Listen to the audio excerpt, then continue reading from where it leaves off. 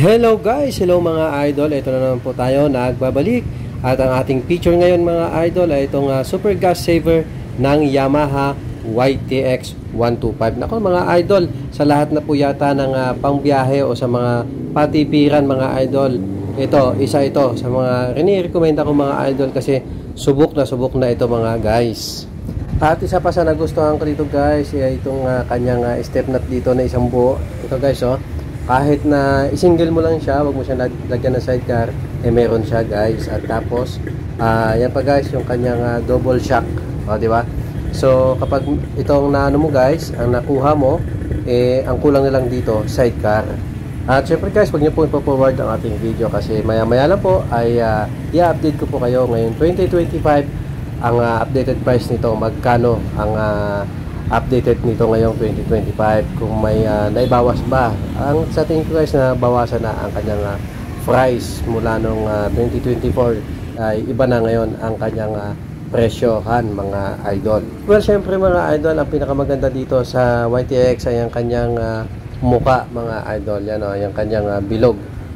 Ito guys yung kanyang headlight, yan ang nagdadala minsan sa mga motorsiklo Hindi siya katulad ng TMX na pa-square. Ito guys, bilog. So, tama lang guys. At ito guys ay kabilaan po yan. Kabilaan po yan na double shock. Ayan kung meron siya dito. At meron din dun sa kabilaan. So guys, papakita ko sa inyo yung kanyang shock. Ayan. Kaliwat kanan po yan. Ayan guys Kaliwat kanan ang ating shock ng ating tawag nito YTX. So ang problema niya nung alang talaga sabi ko sa inyo kanina ay yung kanyang sidecar. Tapos ito guys, halimbawa sisingle nyo lang, hindi nyo lalagyan ng sidecar para hindi matagtag guys, pwede nyo tanggalin nyo muna yung isa. Ayan guys, kasi ang ginagawa ko dito, halimbawa nagsingle ako ng galing sa sidecar. Pag tinanggal mo yung sidecar, tanggalin mo rin yung isang shock. Kasi guys, matigas po yan. Kapag tumama kayo sa lubak, matagtag. At syempre guys, pangbiyahe ito, kaya may nakaabang na sa kanya. Itutusok nyo na lang yung bolt para sa sidecar. Ayan yung kanyang bilog guys.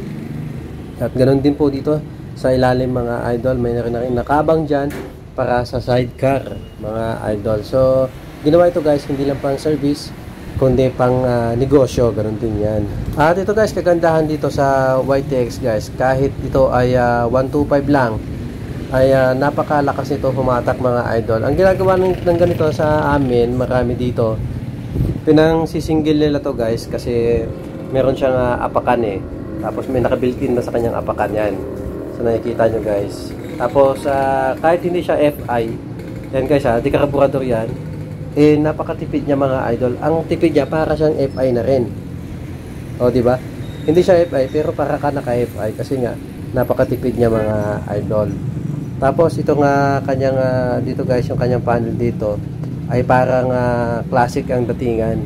Kaya kung ito yung halimbawa motorsiklo mo guys at isisingle mo lang, hindi mo lalagyan ng sidecar, parang action star. Yan guys, parang bandam ang dating mo dito mga idol.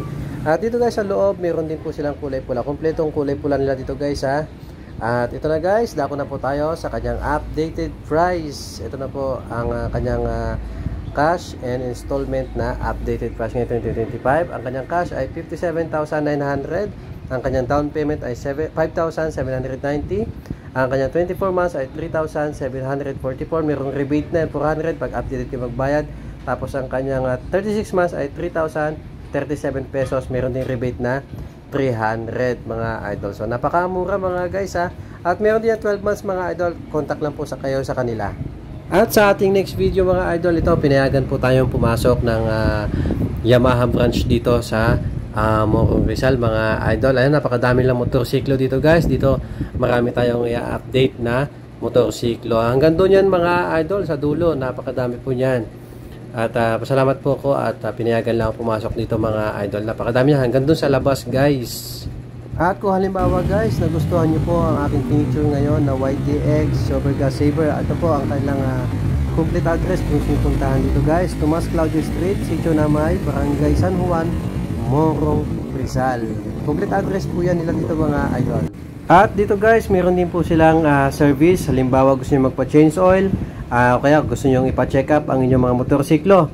Pwede po yan dito mga idol kung malapit kayo sa kanilang branch. Yan. Ito mga idol ay katabi lang ng mismong highway. At yan guys, yung Hebron Gasoline Station.